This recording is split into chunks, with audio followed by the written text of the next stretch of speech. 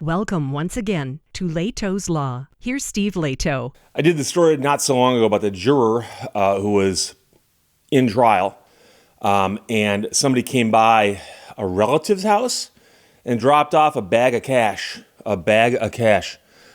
and suggested that if the juror were to acquit the person and the people that were on trial for which that juror was sitting, that there was more where that came from. And the trial took a couple more days, and then, of course, the jury came back and found everyone guilty. But that juror went to the authorities and said, hey, someone dropped off a bag of cash at my relative's house. And so we were all speculating as to whether they'd follow up on that, and if so, what would happen. And it turns out, Richard sent me notes to Steve, check it out. We know what happened, at least partially. Seattle woman charged with dropping $120,000 bribe at the home of a juror in the fraud trial. This is by Jeremy Harris out of Como, in Seattle. A woman from Seattle is among a group of defendants charged with trying to influence the outcome of a federal fraud trial in Minneapolis by dropping a bribe at the home of a juror. So this is just one, but there were more that were charged.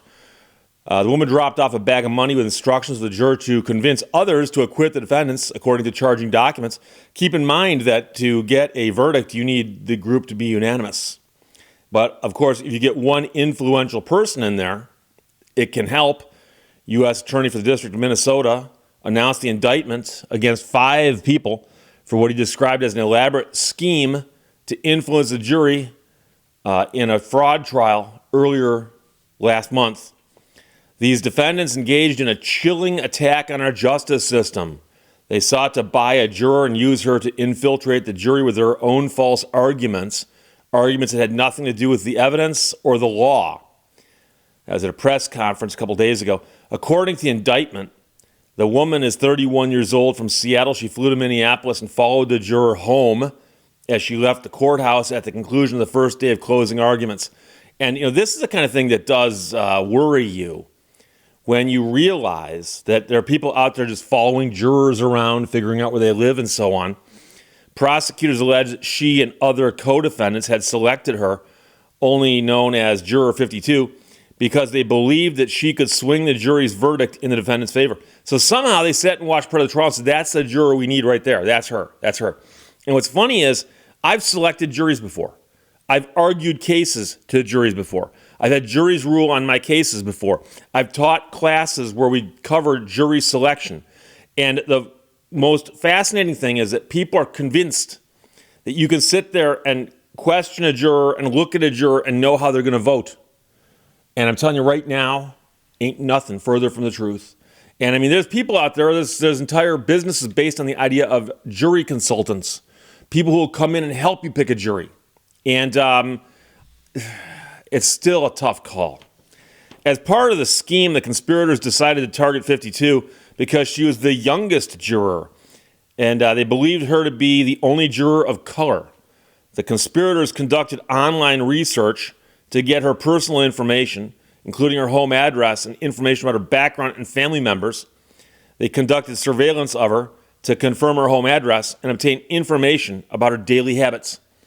So you're a juror on a case and people are following you around, doing research on you, research on your family, and they're not doing it to make better arguments to you.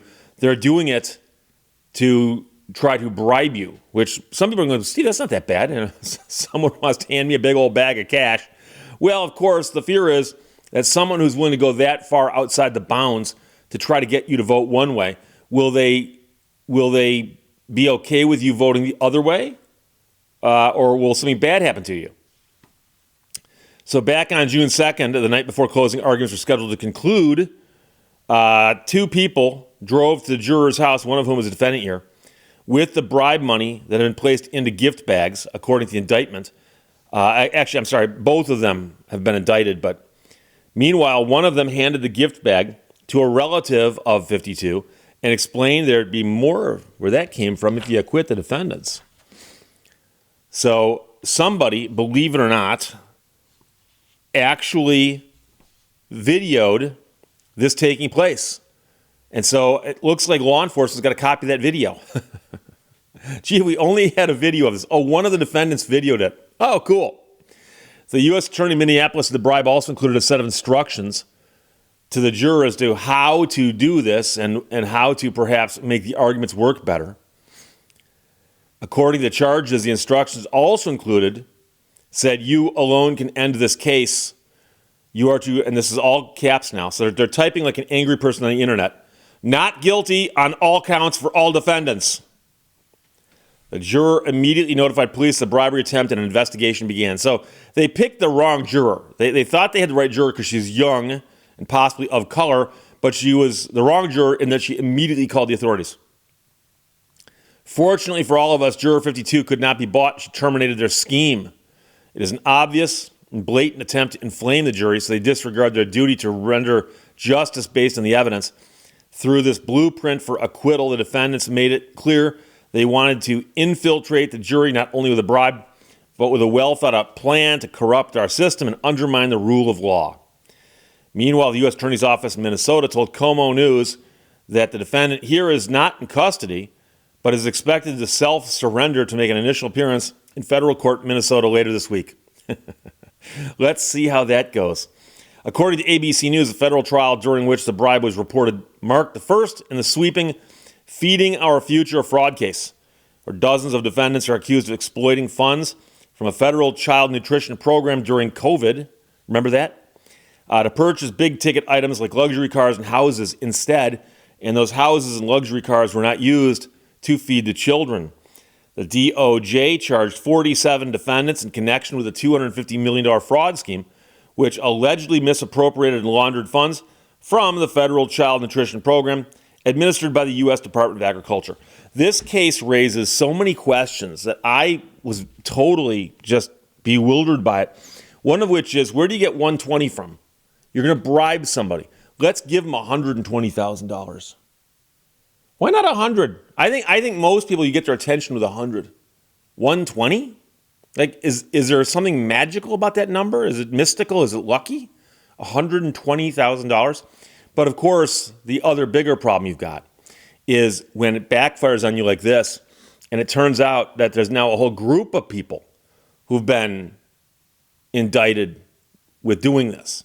And so the one thing I can tell you is bribing jurors is not something you hear about very often. This is quite unusual. I'm sure it happens from time to time, and I'm sure they catch people and charge them with it from time to time. But I can't remember a case without like going to Google and typing some stuff in to try to remember the last time I heard about something like this. So this is a very, very unusual case. But again, 120 is question number one. Question number two is, why did they video it? Why did they break it out and record it? Because I can tell you, and I've mentioned this before, if you're on a jury, jurors love video. They love video. Because if 20 people get up on the stand and go, I saw this happen, even if they all describe it perfectly, if the prosecutor goes, oh, by the way, we've got video, the juror will watch the video transfixed because everyone knows testimony. You're describing what you saw, and now I'm hearing you tell me what you saw, and I'm trying to imagine what you're telling me. It's not the same. So even a grainy surveillance video will get attention. But, nowadays with your old phone, you can get all kinds of high-quality video. And now this was video shot at night. It's not quite that high quality, but it's going to be quite interesting. And I assure you that Exhibit A, actually maybe B, because the bag of cash might be Exhibit A. Let me think about that. This trial could be over, prosecution side of it, in 5 minutes. Here's the bag of cash, here's the video, watch. I'm joking. It'll take longer than that because they always do. But the point is, this sounds to be easier to try than the original case. And trust me, you don't want to be convicted of trying to bribe a jury in a federal case. That ain't good. So we'll see what happens. But they did catch somebody, they think, and they've charged a whole bunch of people. And now they're just waiting for at least one of them to turn themselves in. We'll see what happens there. But Richard, thanks for sending from Como. And Jeremy Harris, Komo. Seattle woman charged with dropping $120,000 bribe at the home of a juror in a fraud trial. Questions or comments? Put them below. Let's talk to you later. Bye-bye. Thank you for watching Lehto's Law. Character is a result of two things: mental attitude and the way we spend our time.